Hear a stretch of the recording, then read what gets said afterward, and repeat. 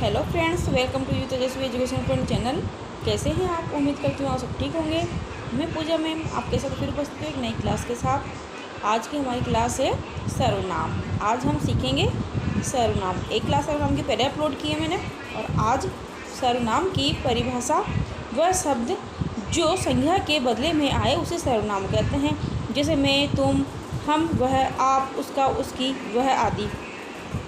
इसके शाब्दिक अर्थ को समझे तो यही प्रतीत होता है कि सबका नाम। यह शब्द किसी व्यक्ति विशेष के द्वारा प्रयुक्त न होकर सबके द्वारा प्रयुक्त होते हैं। किसी एक का नाम न होकर सबका नाम होता है। मैं का प्रयोग सभी व्यक्ति अपने लिए करते हैं, अतः मैं किसी एक का नाम न होकर सबका नाम है। सर्वनाम के भेद। प्रयोग की दृष्टि से सर्वनाम के 6 प्रकार के भेद होते हैं। पहला है पुरुषवाचक, दूसरा निश्चयवाचक, तीसरा अनिश्चयवाचक, चौथा संबंधवाचक, पांचवा प्रश्नवाचक और छठा निजवाचक। पुरुषवाचक सर्वनाम, जो सर्वनाम वक्ता, श्रोता तथा किसी अन्य के लिए प्रयुक्त होता है उसे पुरुषवाचक सर्वनाम कहते हैं। जैसे मैं, तुम, वह आदि। इन वाक्यों को देखिए। उसने मुझे बोला था कि तुम पढ़ रही हो।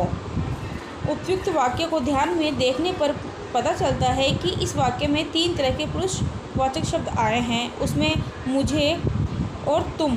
अतः स्पष्ट होता है कि पुरुषवाचक सर्वनाम के 3 भेद होते हैं। सर्वनाम के भेद। पुरुषवाचक सर्वनाम 3 प्रकार के होते हैं: उत्तम पुरुष, मध्यम पुरुष और अन्य पुरुष। उत्तम पुरुष वक्ता जिन शब्दों का प्रयोग अपने स्वयं के लिए करता है उन्हें उत्तम पुरुष कहते हैं। जैसे मैं, हम, मुझे, मैंने, हमें, मेरा, मुझको आदि। इन वाक्यों को देखिए। मध्यम पुरुष श्रोता स्वाद करते समय जिन सर्वनाम शब्दों का प्रयोग करता है उन्हें मध्यम पुरुष कहते हैं। जैसे तू, तुम, तुमको, तुझे, आप, आपको, आपके आदि। और अन्य पुरुष जिस सर्वनाम शब्दों के प्रयोग से वक्ता और श्रोता का संबंध न होकर किसी अन्य का संबोधन प्रतीत हो वह शब्द अन्य पुरुष कहलाता है। जैसे वह, यह, उन, उनको, उनसे, उन्हें, इन्हें, उसके, इससे आदि। अब निश्चयवाचक संकेतवाचक सर्वनाम। जो सर्वनाम निकट या दूर की किसी वस्तु की ओर संकेत करे उसे निश्चयवाचक सर्वनाम कहते हैं। जैसे यह लड़की है, वह पुस्तक है, ये हिरण है, वे बाहर गए हैं। इन वाक्यों को देखिए। यह मेरी पुस्तक है, वह माधव की गाय है, वह मेरा भाई है। यह वह सर्वनाम शब्द किसी विशेष व्यक्ति आदि को निश्चित संकेत करते हैं, अतः ये संकेतवाचक भी कहलाते हैं। निश्चयवाचक और पुरुषवाचक सर्वनाम में अंतर व समानता। राम मेरा मित्र है, वह दिल्ली में रहता है। पुरुषवाचक। अन्य पुरुषवाचक, वह मेरी गाड़ी है, वह राम की गाड़ी है। निश्चयवाचक। अब अनिश्चयवाचक सर्वनाम देखते हैं।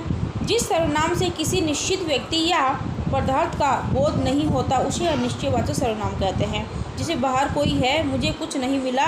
इन वाक्यों को देखिए। कोई आ रहा है, दरवाजे पर कोई खड़ा है, स्वाद में कुछ कमी है। कोई कुछ सर्वनाम शब्दों में किसी घटना या किसी के होने की प्रतीति हो रही है किंतु वास्तविकता निश्चित नहीं हो रही है, अतः यह अनिश्चयवाचक है। संबंधवाचक सर्वनाम। जो सर्वनाम किसी दूसरी संज्ञेय सर्वनाम से संबंध दिखाने के लिए प्रयुक्त हो उसे संबंधवाचक सर्वनाम कहते हैं। जैसे जो करेगा सो भरेगा। इस वाक्य में जो शब्द संबंधवाचक सर्वनाम है और सो शब्द नित्य संबंधी सर्वनाम है। अधिकतर सो लिए वह सर्वनाम का प्रयोग होता है। इन वाक्यों के देखिए। जो कर्म करेगा फल उसी को मिलेगा, जिसकी लाठी उसी की भेज, जैसा कर्म वैसा फल। जो उसी, जिसकी, उसकी, जैसा वैसा। इन सार्वनामिक शब्दों में परस्पर संबंध की प्रतीति हो रही है। ऐसे शब्द संबंधवाचक सर्वनाम कहलाते हैं। प्रश्नवाचक सर्वनाम देखते हैं। जिस सर्वनाम से किसी प्रश्न का बोध हो उसे प्रश्नवाचक सर्वनाम कहते हैं। जैसे तुम कौन हो, तुम्हें क्या चाहिए। इन वाक्यों में कौन और क्या शब्द प्रश्नवाचक सर्वनाम है। जो शब्द का प्रयोग प्राणियों के लिए और क्या का प्रयोग जड़ पदार्थों के लिए होता है। इन वाक्यों को देखिए। तुम क्या कर रहे हो? क्या काम पास हो गया? मास्टर जी का क्या नाम है? वहाँ कौन खड़ा है? यह काम कैसे हुआ? निजवाचक सर्वनाम। जो सर्वनाम तीनों पुरुषों उत्तम, मध्यम और अन्य में निजत्व का बोध कराता है उसे निजवाचक सर्वनाम कहते हैं। जैसे मैं खुद लिख लूँगा, तुम अपने आप चले जा रहा, वह स्वयं गाड़ी चला सकती है। उपयुक्त वाक्यों में खुद, अपने आप और स्वयं शब्द निजवाचक सर्वनाम है। इन वाक्यों को देखिए। मैं अपना कार्य स्वयं करता हूँ, मेरी माता भोजन अपने आप बनाती है, मैं अपनी गाड़ी से जाऊँगा, मैं अपने पिताजी के साथ जाऊँगा।